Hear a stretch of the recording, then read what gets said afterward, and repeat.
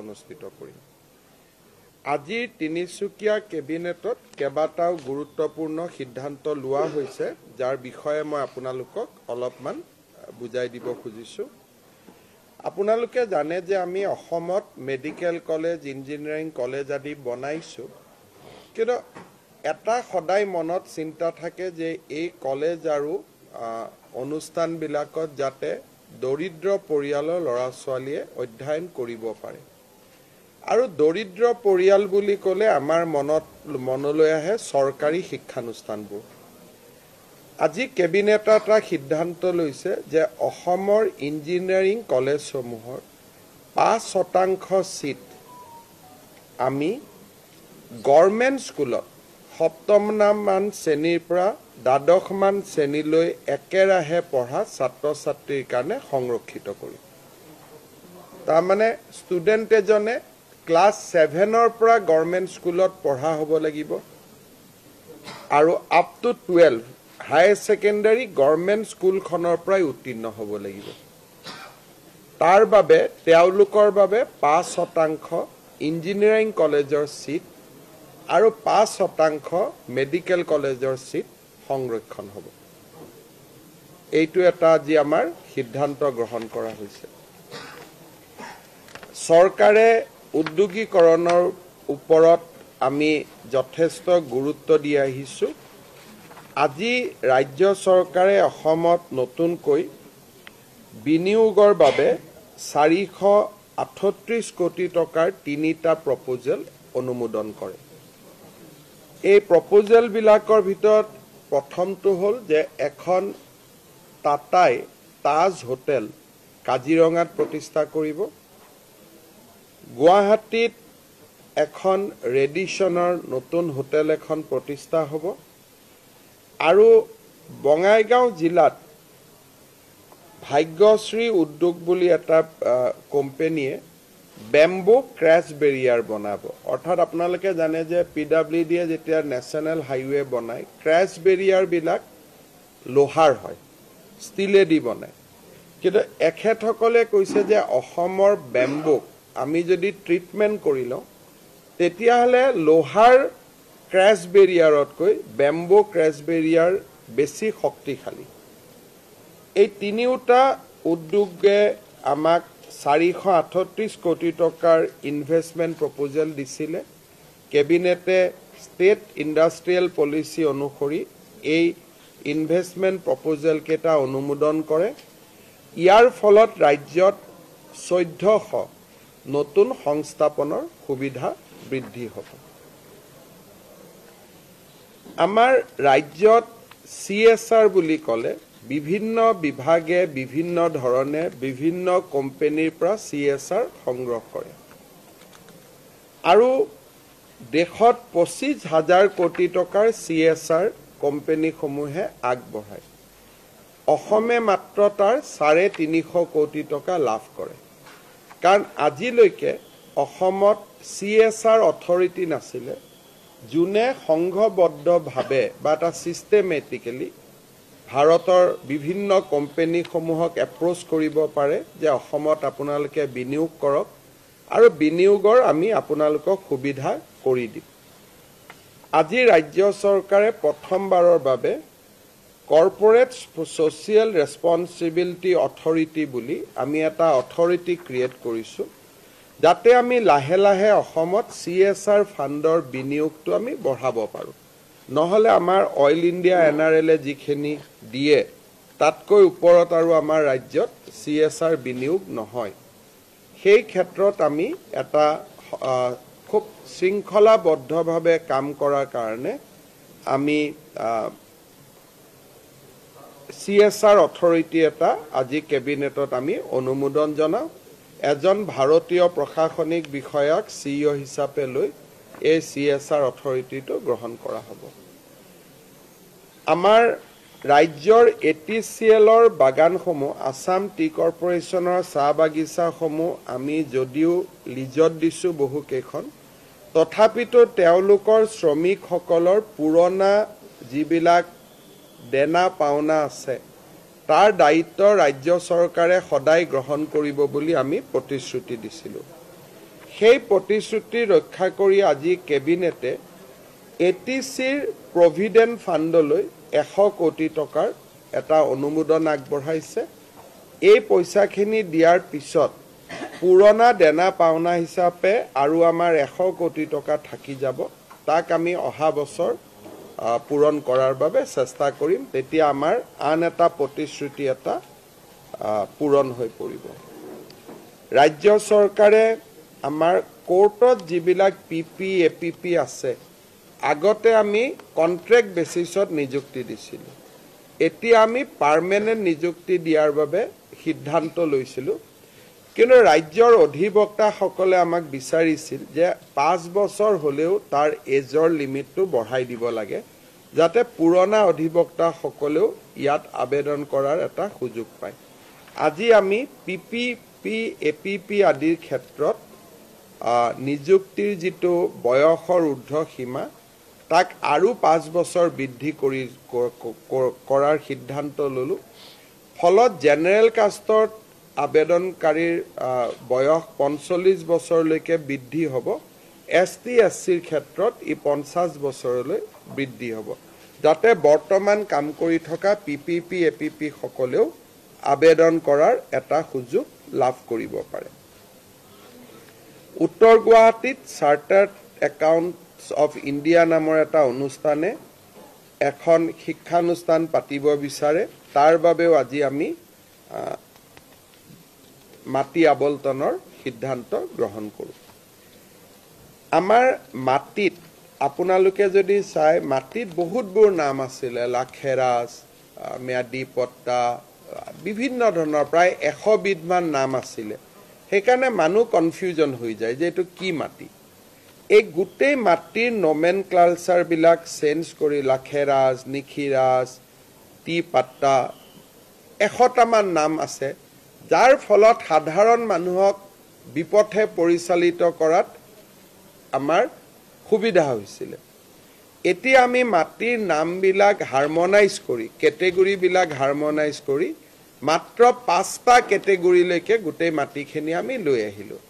ম্যাদী পট্টাৰ নাম পিৰিয়ডিক পট্টা হ'ব, একচনীয়া পট্টাৰ নাম আমাৰ এনুৱেল পট্টা হ'ব, যিবিলাক আমাৰ টি গাৰ্ডেনৰ মাটি আছে সেইবিলাক বিশেষ ম্যাদী পট্টা হ'ব, চৰকাৰী মাটি অসম চৰকাৰৰ ম্যাদী হ'ব। এই ধৰণে আমি প্ৰায় 100টামান নমেনকালচাৰৰ জেগাত আমি একেবাৰে চমু কৰি দিলোঁ। আৰু প্ৰত্যেকটো নাম শুনিলে আমি গম পাম যে এই মাটিটো বিশেষ মাটি, তাৰমানে আৰু কাকো হস্তান্তৰ কৰিব নোৱাৰি। এই মাটিটো ম্যাদী পট্টা, পিৰিয়ডিক পট্টা, তাৰমানে ইয়াক বিক্ৰী কৰিব পাৰি। আগতে ইমান নাম আছিল যে সাধাৰণ মানুহ হাবুডুবু খাই যায়। ইয়াক আজি আমি সংশোধন কৰি এটা সুন্দৰ আমি হিচাপলৈকে লৈ আহিলোঁ। মিছন বসুন্ধৰাৰ অধীনত আজি আমি 4,444 গৰাকী ব্যক্তিক মাটিৰ পট্টা দিবৰ কাৰণে অনুমোদন জনাওঁ। আপোনালোকক জনাবলৈ পাই মই ভাল পাইছোঁ যে আমি মিছন বসুন্ধৰাত দ্বিতীয়ত বৰ্তমানলৈকে 2,10,000 মাটি আমি নিষ্পত্তি কৰিব পাৰিছোঁ। অৰ্থাৎ 2,10,000 জনে মাটিৰ পট্টা পাবলৈ সক্ষম হৈছে। সেই শৃংখলাত আজি আমি আৰু 4,444 জনক আগুৱাই দিলোঁ। সংখ্যাটো আজি আৰু বাঢ়ি গ'ল। গতিকে আমি ভাবোঁ যে 31 ডিচেম্বৰত মিছন বসুন্ধৰা দ্বিতীয়টো সামৰণি হ'ব। তৃতীয় আৰম্ভ কৰাৰ আগত আমি অতি কমেও 2,20,25,000 মানুহক মাটিৰ পট্টা দিব পাৰিম। তিনিচুকীয়া জিলাতে অসমৰ ভিতৰত হাইয়েষ্ট মাটিৰ পট্টা হৈছে, এটা সাধাৰণভাৱে এটা মই উল্লেখ কৰিলোঁ। আজি আমি এটা কেবিনেটে এটা গুৰুত্বপূৰ্ণ সিদ্ধান্ত লৈছোঁ। আমাৰ ৰেচন কাৰ্ডবিলাক চৰকাৰী অৱসৰপ্ৰাপ্ত কৰ্মচাৰীয়ে নাপাইছিল, যিহেতু তেওঁলোকে পেঞ্চন পাইছিলে। আজি আমি কেবিনেটে এটা সিদ্ধান্ত লৈছিলোঁ যে 4th গ্ৰেডৰ ৰিটায়াৰ্ড পাৰ্চনেলেও ৰেচন কাৰ্ড পাব পাৰিব। গ্ৰেড 4 যদি মই চৰকাৰী চাকৰিয়ালে ৰেচন কাৰ্ড নাপায়, যিহেতু এইটো দৰিদ্ৰ মানুহৰ কাৰণে দিয়া হয়, কিন্তু গ্ৰেড 4ৰ ৰিটায়াৰ মানুহ এজনকো আমি দৰিদ্ৰ বুলিয়ে ধৰি লৈছোঁ, আৰু তেওঁলোকে ফ্ৰী ৰেচন আৰু আয়ুষ্মান ভাৰতৰ সেৱা লাভ কৰিব পৰাকৈ ৰেচন কাৰ্ড লাভ কৰিব কিন্তু গ্ৰেড 3 নহয় এটো অনলি ফৰ গ্ৰেড 4 আজি কেবিনেটত সেই সিদ্ধান্তটো আমি গ্ৰহণ কৰিছো ইয়াৰ উপৰিও আন কিছুমান ৰুটিন সিদ্ধান্ত আমি লৈছো যিখিনি আপোনালোকৰ ইন্টাৰেষ্ট থাকিলে পিছত মোৰ টুইটত বা অসম চৰকাৰৰ ষ্টেটমেন্টত আপোনালোকে পঢ়ি ল'ব পাৰিব আমি যিখন জিলালৈ যাওঁ সেইখন জিলাত কিছু উন্নয়নমূলক কাম কৰাৰ বাবে আমি প্ৰচেষ্টা কৰো এই প্ৰচেষ্টাৰ অধীনত আজি তিনিচুকীয়া জিলাৰ বাবে মই কেইটামান কেবিনেটে অনুমোদন কৰা আঁচনি ঘোষণা কৰিব খুজিছো তিনিচুকীয়া পৌৰসভাৰ বা তিনিচুকীয়া বিধানসভা সমষ্টিত আমি থানা চাৰিআলিত এটা মাল্টি লেভেল কাৰ পাৰ্কিং বনাবৰ কাৰণে সিদ্ধান্ত লৈছো তিনিচুকীয়া বাইপাছত আমি এটা আইএসবিটি বাছ টাৰ্মিনাস এটা বনাবৰ বাবে সিদ্ধান্ত গ্ৰহণ কৰিছো এটা ট্ৰাক টাৰ্মিনেল এটা আমি বনাবৰ কাৰণে সিদ্ধান্ত গ্ৰহণ কৰিছো কাৰ পাৰ্কিং হল আইএসবিটি হল ট্ৰাক টাৰ্মিনেল হল তিনিচুকীয়া মেডিকেল কলেজলৈকে যোৱা ৰাস্তাটোৰ ওপৰত আমি এখন উৰণীয়া সেতু আজি আমি অনুমোদন কৰিছো যাতে যান বাহনৰ ভিৰৰ পৰা আমি ৰক্ষা কৰিব পাৰো ইয়াৰ উপৰিও তিনিচুকীয়াৰ নপুখুৰী পাৰ্কৰ উন্নয়নৰ বাবে আমি 10 কোটি টকা দিব খুজিছো বৰদলৈ নগৰ পাৰ্কৰ বাবে আমি 2 কোটি টকা অনুমোদন আগবঢ়াইছো ৰঙাগড়া ৰোড আৰু 4 লেন ক্ৰছিংৰ মাজত আমি এটা আন্ডাৰপাস বনাব খুজিছো যাতে তলেদি আমি গাড়ীটো পাৰ কৰিব পাৰো ৰঙাগড়া ৰোড আৰু 4 লেন ক্ৰছিংৰ মাজত আৰু বৰ্তমান যিখন নপুখুৰী তিনিচুকীয়া ফ্লাইঅভাৰ আছে তাতে আমি নপুখুৰীৰ যিটো অঞ্চল আছে তাত আমি এখন ফ্লাইঅভাৰখন আমি ষ্ট্ৰেংথেনিং আৰু সুন্দৰ কৰিব খুজিছো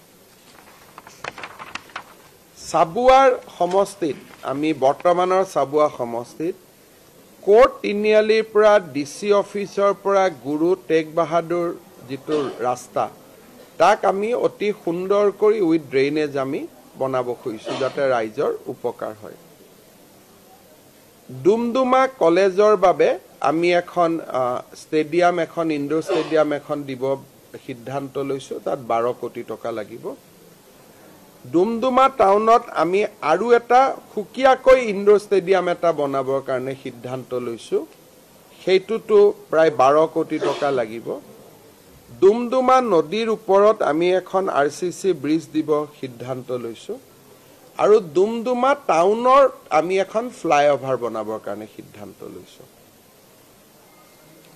মাৰ্ঘেৰিটাত আমি মাৰ্ঘেৰিটাৰ পৰা চাংলাং গেটলৈকে যিটো ৰাস্তা আছে তাক আমি বনাব বিচাৰিছো মাৰ্ঘেৰিটাৰ পৰা নামটক গেটলৈকে আমি ৰাস্তাটো বনাব খুজিছো আৰু জাগুন কাঠাচিনা সেমাৰ পৰা টেকাৰী ব্ৰহ্মজান গাঁৱলৈকে আমি বুঢ়ীদিহিং নদীৰ ওপৰত দলং এখন বনাই সুন্দৰ কৰি ৰাস্তাটো আমি বনাব খুজিছো ডিগবৈত আমি এটা ইনডোৰ ষ্টেডিয়াম বনাব খুজিছো উইথ সুইমিং পুল ডিগবৈ চাৰিআলিৰ পৰা বৰবিললৈ যিটো 2 কিলোমিটাৰ ৰাস্তা আছে তাত আমি ড্ৰেইনেজ দিব খুজিছো আৰু মাকুম টাউনক আমি এটা মাষ্টাৰ প্লেনৰ অধীনত তাৰ নলা নৰ্দমাখিনি আমি বনাই দিব খুজিছো হদিয়া ষ্টেডিয়াম হদিয়াৰ ভূপেন হাজৰিকা সেতুৰ কাষতে আমি খুব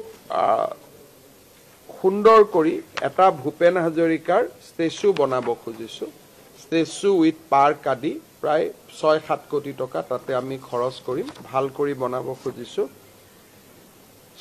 চাপাখোৱাত এখন ষ্টেডিয়াম আমি বনাব খুজিছো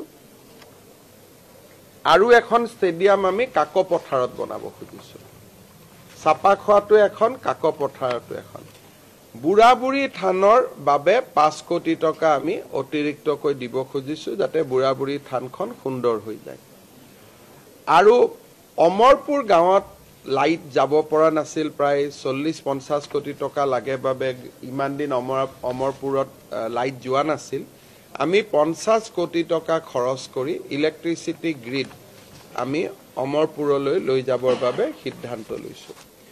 ইয়াৰ উপৰিও তিনিচুকীয়া ডিষ্ট্ৰিক্ট ষ্টেডিয়ামখনৰ বাবে আমি 50 কোটি টকা অনুমোদন দিছোঁ, যাতে সুন্দৰ কৰি ফ্লাড লাইট ধুনীয়াকৈ বনাব পাৰে। মোৰ ওচৰত আহিছিলে 15 কোটি টকা বিচাৰি, মই 50 কোটি টকা অনুমোদন কৰি দিছোঁ, যাতে খুব তিনিচুকীয়াৰ ঐতিহ্যৰ লগত লগ লগাই খুব ধুনীয়াকৈ যাতে আমি বনাব পাৰোঁ।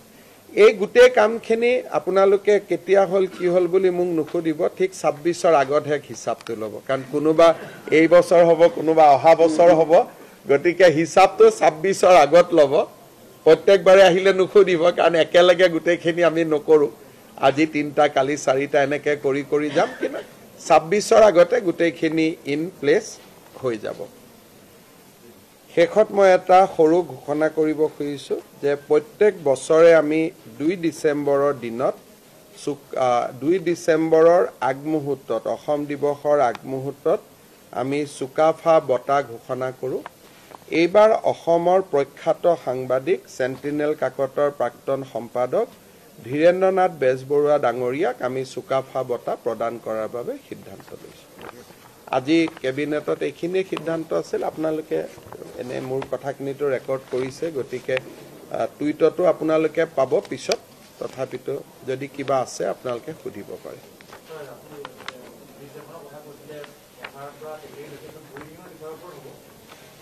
মই ৰ'ব 1 minute. Burhi Jagun Kathasima to Tekeri Brahmajan road with a bridge over river Burhidihing.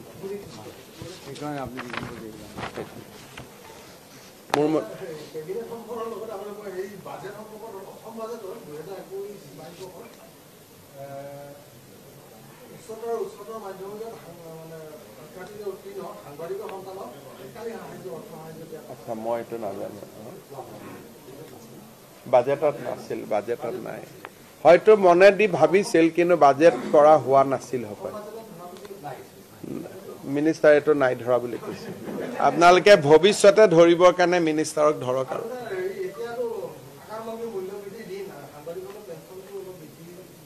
সাংবাদিকৰ পেঞ্চন ঠিক আছে, চাই ল'ম মই।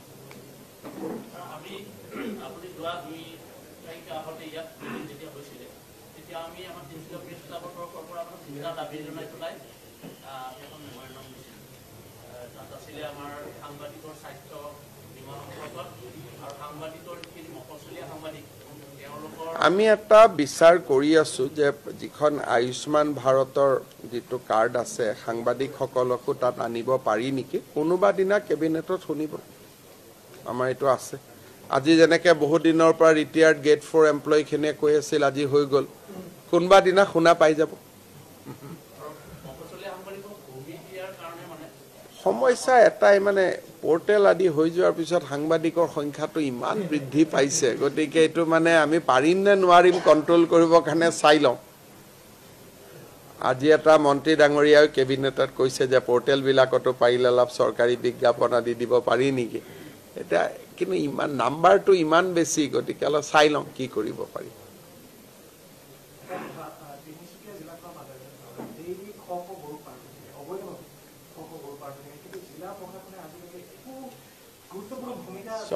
আমাৰ যিটো চৰকাৰী সিদ্ধান্ত, যে বিধানসভা যিখন আইন পাছ হৈছে, তাতে অসমৰ ভিতৰত গৰু সৰবাহ কৰাত কোনো বাধা আইনে নিদিয়ে।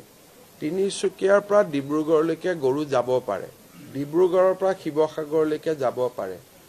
আইনে বাধা দিয়ে যে যাতে বাংলাদেশলৈকে যাব নোৱাৰে। সেইকাৰণে আইনখনত লিখা আছে গোৱালপাৰা, দক্ষিণ শালমাৰা আৰু কোকৰাঝাৰ, বৰাক ভেলীত গৰু সোমাব নোৱাৰে। কিন্তু তিনিচুকীয়াৰ পৰা যদি গৰু নগাঁৱলৈকে যায়, নগাঁৱৰ পৰা যদি নলবাৰীলৈকে যায়, সেই সৰবৰাহটো আইনে তাত বাধা নিদিয়ে।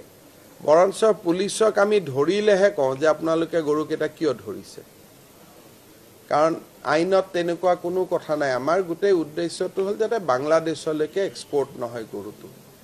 তিনিচুকীয়াৰ পৰা যায় গৈ গৈ গৈ গৈ গোৱালপাৰাত সোমাব নোৱাৰে। কিন্তু আপোনালোকে জানে যে আমাৰ ইয়াৰ মিচিং ৰাইজে বহুতে গৰুৰ ব্যৱসায় কৰে, আৰু সেইটো তেওঁলোকৰ জীৱিকা। আৰু গৰুটো আমাক লাগিবই, খেতি পথাৰৰ কাৰণে গৰু লাগিব, গাই পুহিবৰ কাৰণে, গাখীৰৰ কাৰণে গৰু লাগিব।